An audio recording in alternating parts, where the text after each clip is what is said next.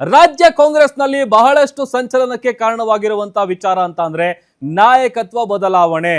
ಈಗಾಗತ್ತೆ, ಆಗಾಗತ್ತೆ, ಮುಂದಿನ ತಿಂಗಳಾಗತ್ತೆ, ಇನ್ನೇನು 15 ದಿವಸದಲ್ಲಾಗತ್ತೆ, ಈ ತರದೆಲ್ಲ ಚರ್ಚೆಗಳು ನಡೀತಾ ಇದೆ. ಅದರ ನಡುವೆನೆ ಎಐಸಿಸಿ ಅಧ್ಯಕ್ಷರು ಕೊಟ್ಟಿರುವಂತಹ ಸ್ಟೇಟ್ಮೆಂಟ್ ಏನಿದೆ ಅದು ನಿಜಕ್ಕೂ ಕೂಡ ಡಿ.ಕೆ. ಶಿವಕುಮಾರ್ ಪಾಲಿಗೆ ಒಂದು ರೀತಿಯಾದಂತಹ ಬಿಗ್ ಶಾಕ್. ಬರ್ತ್ಡೇ ಗಿಫ್ಟ್ ನಿರೀಕ್ಷೆಯಲ್ಲಿದ್ದಂತಹ ಡಿ.ಕೆ.ಶಿಗೆ ಬಿಗ್ ಶಾಕ್ ಎದುರಾಗಿದೆ.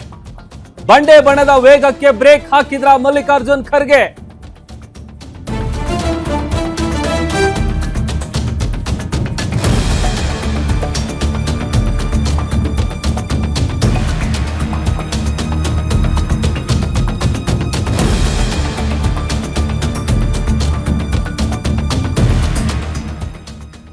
ಬರ್ತ್ಡೇ ಗಿಫ್ಟ್ ನಿರೀಕ್ಷೆಯಲ್ಲಿದ್ದಂತಹ ಡಿ.ಕೆ. ಶಿವಕುಮಾರ್ ಅವರಿಗೆ ಬಿಗ್ ಶಾಕ್. ಬಂಡೆ ಬಣದ ವೇಗಕ್ಕೆ ಬ್ರೇಕ್ ಹಾಕಿದ್ರ ಎಐಸಿಸಿ ಅಧ್ಯಕ್ಷರು. ಸಿಎಂ ಬದಲಾವಣೆ ಡೇಟ್ ಫಿಕ್ಸ್ ಆಗಿಲ್ಲ ಅಂತ ಎಐಸಿಸಿ ಅಧ್ಯಕ್ಷರು ಹೇಳಿದ್ದಾರೆ. ಸಿದ್ದು ಡಿ.ಕೆ.ಶಿ ಕುರ್ಚಿ ಫೈಟ್ ನಡುವೆ ಮಲ್ಲಿಕಾರ್ಜುನ್ ಖರ್ಗೆ ಅವರು ಕೊಟ್ಟಿರುವಂತಹ ಸ್ಟೇಟ್ಮೆಂಟ್ ಇದೆಯಲ್ಲ, ಅದು ದೊಡ್ಡ ಸಂಚಲನ ಮೂಡಿಸ್ತಾ ಇದೆ. ಮಲ್ಲಿಕಾರ್ಜುನ್ ಖರ್ಗೆ ಅವರ ಹೇಳಿಕೆ ಸುಪ್ರೀಂ ಇದ್ದಂತೆ ಅಲ್ಲಿಗೆ ಅಧ್ಯಾಯ ಮುಗೀತು ಅಂತ ಸಚಿವ ಪರಮೇಶ್ವರ್ ಅವರು ಹೇಳಿದ್ದಾರೆ. ಅಧ್ಯಕ್ಷರು ಹೇಳದಂತೆ ಪಕ್ಷ ನಡೆದುಕೊಳ್ಳುತ್ತೆ, ಅಂದ್ರೆ ಅವ್ರು ಏನೇ ಹೇಳಿ ಅದನ್ನ ನಾವು ತಲೆಬಾಗಿ ಅದನ್ನು ಫಾಲೋ ಮಾಡ್ತೀವಿ. ಯಾವಾಗ ಎಐಸಿಸಿ ಅಧ್ಯಕ್ಷರು ಈ ಒಂದು ಮಾತನ್ನ ಹೇಳ್ತಾರೆ, ಅದಾದ ಮೇಲೆ ಸಹಜವಾಗಿ ಅದಕ್ಕೆ ಸಂಬಂಧಪಟ್ಟಂತೆ ಸಾಕಷ್ಟು ರಿಯಾಕ್ಷನ್ಗಳು ಕೂಡ ಸಿಕ್ಕಿದೆ. ಬರ್ತ್ಡೇ ಗಿಫ್ಟ್ ನ ನಿರೀಕ್ಷೆಯಲ್ಲಿದ್ರು ಡಿ.ಕೆ. ಶಿವಕುಮಾರ್ ಅವರು. ಜೊತೆಗೆ ಒಂದಷ್ಟು ಜನ, ಅದರಲ್ಲೂ ಡಿ.ಕೆ. ಬಣದಲ್ಲಿ ಗುರುತಿಸಿಕೊಂಡಿರುವಂತ ನಾಯಕರೆಲ್ಲರೂ ಕೂಡ ಒಂದು ಹೆಜ್ಜೆ ಮುಂದೆ ಹೋಗಿ ಆ ಡೇಟ್ ಕೂಡ ಅನೌನ್ಸ್ ಆಗತ್ತೆ, ಅವತ್ತೇನೆ ನಮಗೆ ಖುಷಿ ಸುದ್ದಿ ಸಿಗುತ್ತೆ ಅನ್ನುವಂತ ನಿರೀಕ್ಷೆಯಲ್ಲಿದ್ರು. ಬಟ್ ಆದ್ರೆ ಮಲ್ಲಿಕಾರ್ಜುನ್ ಖರ್ಗೆ ಅವರು ಹೇಳದಂತ ಮಾತಿದೆಯಲ್ಲ, ಅದು ಒಂದು ರೀತಿ ಎಲ್ಲೋ ಈ ಎಲ್ಲ ಅಂತೆ ಕಂತೆಗಳಿಗೆ, ಊಹಾಪೋಹಗಳಿಗೆ ಫುಲ್ ಸ್ಟಾಪ್ ಇಡುವಂತಹ ಪ್ರಯತ್ನವನ್ನ ಮಾಡಿದ್ದಾರೆ ಅಂತೇಳಿ ಮೇಲ್ನೋಟಕ್ಕೆ ಗೊತ್ತಾಗ್ತಾ ಇದೆ.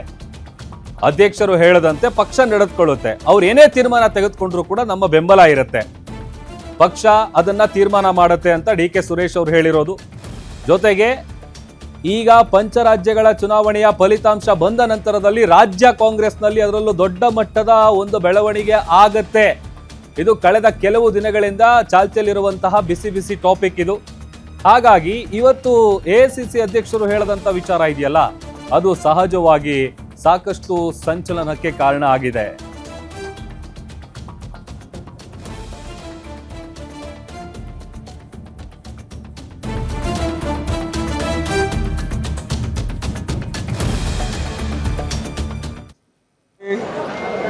एज ए AICC प्रेसिडेंट और Sonia Gandhi ji as a CPP president और LOP Rahul Gandhi leader of the opposition. इसीलिए मैं हमेशा तीनों मिल के करते हैं बोलने में. आप लोग ऐसा घुमा फिरा के बोलते हैं कि सोनिया गांधी इन्हों कौन है, इन्हों नहीं लेते, या राहुल गांधी. ऐसा नहीं होता. हाईकमांड में बहुत हम विचार विनिमय करते हैं, दूसरे सीनियर लीडर से भी हम विचार विनिमय करते हैं. इसका क्या परिणाम होता है, क्या नहीं होता, इसको देखकर हम कदम उठाते हैं. इसीलिए हम तीनों मिलके जब एक डेट फिक्स करेंगे वो निर्णय लेंगे. लेकिन अब जब अभी डेट फिक्स नहीं हुआ तो मैं कैसा बोलूं कि वो बदल हो रहा, नहीं बदल हो रहा. तो जब होगा तो जरूर मैं आप लोगों को बताऊंगा. कृपया आप लोग इसको मिस इंटरप्रेट मत करो.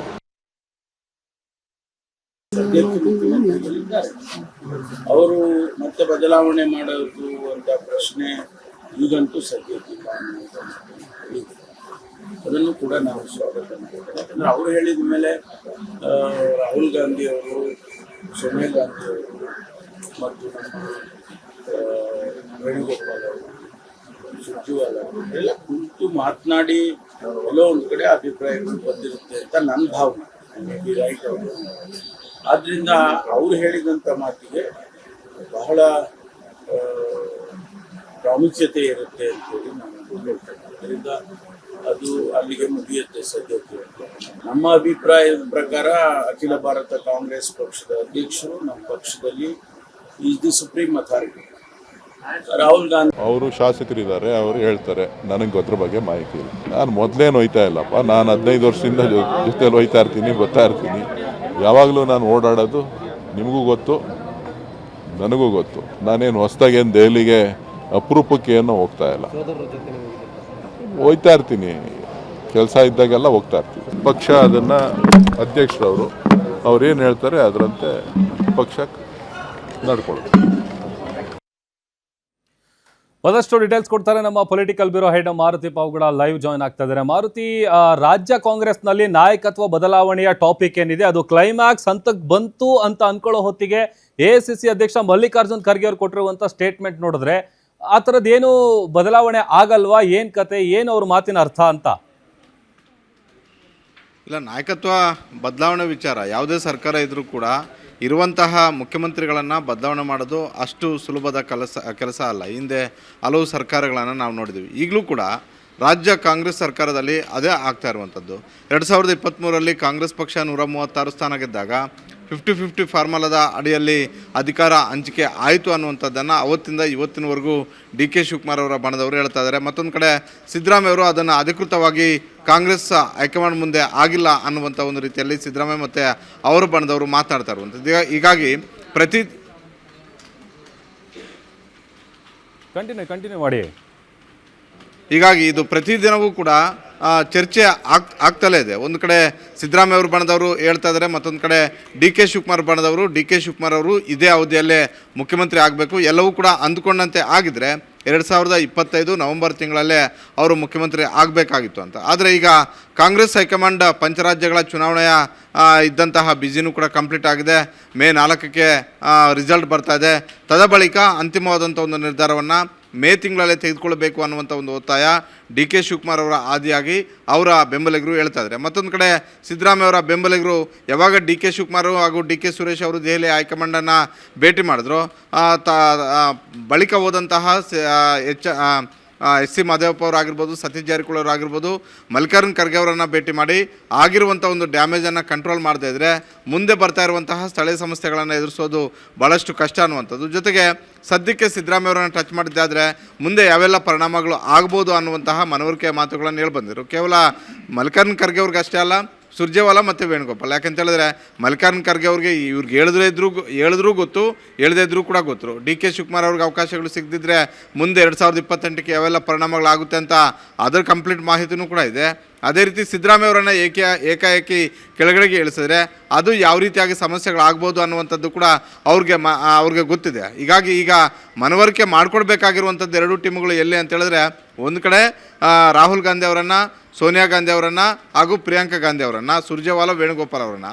ಮಲ್ಲಿಕಾರ್ಜುನ್ ಖರ್ಗೆ ಅವ್ರಿಗೆ ಮನವರಿಕೆ ಮಾಡಿಕೊಡುವಂಥ ಒಂದು ಅವಶ್ಯಕತೆ ಇಲ್ಲ. ಆದರೆ ಇವತ್ತು ಮತ್ತು ನಿನ್ನೆ ಈ ವಿಚಾರದ ಬಗ್ಗೆ ಪದೇ ಪದೇ ಹೇಳಿಕೆ ಕೊಡ್ತಾ ಇರುವಂತಹ ಮಲ್ಲಿಕಾರ್ಜುನ್ ಖರ್ಗೆ ಅವರು ಹೇಳ್ತಿರೋದು ಏನಂತ ಹೇಳಿದ್ರೆ, ಸದ್ಯಕ್ಕೆ ಮುಖ್ಯಮಂತ್ರಿ ಸ್ಥಾನ ಖಾಲಿ ಇಲ್ಲ ಅನ್ನುವಂಥದ್ದು. ಆ ಮುಖ್ಯಮಂತ್ರಿ ಸ್ಥಾನದ ಬಗ್ಗೆ ಕಾಂಗ್ರೆಸ್ ಹೈಕಮಾಂಡೇ ಅಂತಿಮವಾದಂಥ ಒಂದು ನಿರ್ಧಾರವನ್ನು ತೆಗೆದುಕೊಳ್ಳುತ್ತೆ. ಅದ್ಯಾರು ಸಿದ್ದರಾಮಯ್ಯ ಅವರು ತೆಗೆದುಕೊಳ್ಳುವಂಥ ಒಂದು ನಿರ್ಧಾರ ಅಲ್ಲ, DK ಶಿವಕುಮಾರ್ ಅವರು ತೆಗೆದುಕೊಳ್ಳುವಂಥ ಒಂದು ನಿರ್ಧಾರ ಅಲ್ಲ ಅನ್ನೋದನ್ನು ಹೇಳೋದರ ಮುಖೇನ ಈಗ ಕಾಂಗ್ರೆಸ್ ಪಕ್ಷಕ್ಕೆ ಏನು ಡ್ಯಾಮೇಜ್ ಆಗ್ತಿತ್ತು ಆ ಡ್ಯಾಮೇಜನ್ನು ಕಂಟ್ರೋಲ್ ಮಾಡುವಂಥದ್ದು. ಜೊತೆಗೆ ಸಿದ್ದರಾಮಯ್ಯ ಅವ್ರಿಗೂ ಕೂಡ ಇದರಲ್ಲಿ ಒಂದು ಸಂದೇಶ ಇದೆ, ಅಂದರೆ ನೀವೇ 5 ವರ್ಷ ಕಂಪ್ಲೀಟ್ ಅಲ್ಲ ಅನ್ನುವಂಥ ಒಂದು ಸಂದೇಶ. ಮತ್ತೊಂದು ಕಡೆ DK ಶಿವಕುಮಾರ್ ಅವರು ಕೂಡ ನೀವು ಹೇಳಿದ ತಕ್ಷಣ ಎಲ್ಲವೂ ಕೂಡ ಬದಲಾವಣೆ ಆಗುತ್ತೆ, ಇಲ್ಲ ನೀವೇ ಆಗ್ತೀರಾ ಅಂತೆಲ್ಲ, ಎಲ್ಲವನ್ನೂ ಕೂಡ ನಿರ್ಧಾರ ಮಾಡುವಂಥದ್ದು ಕಾಂಗ್ರೆಸ್ ಹೈಕಮಾಂಡ್ ಅನ್ನುವಂಥ ಒಂದು ರೀತಿಯಲ್ಲಿ ನಿನ್ನೆ ಮತ್ತು ಇವತ್ತು ಮಲ್ಲಿಕಾರ್ಜುನ್ ಖರ್ಗೆ ಅವರು ಮಾತಾಡ್ತಾ ಇರುವಂಥದ್ದು. ಪ್ರಭು, ಓಕೆ, ಥ್ಯಾಂಕ್ ಯು ಮಾರುತಿ ನಿಮ್ಮೆಲ್ಲ ಡೀಟೇಲ್ಸ್ಗಾಗಿ.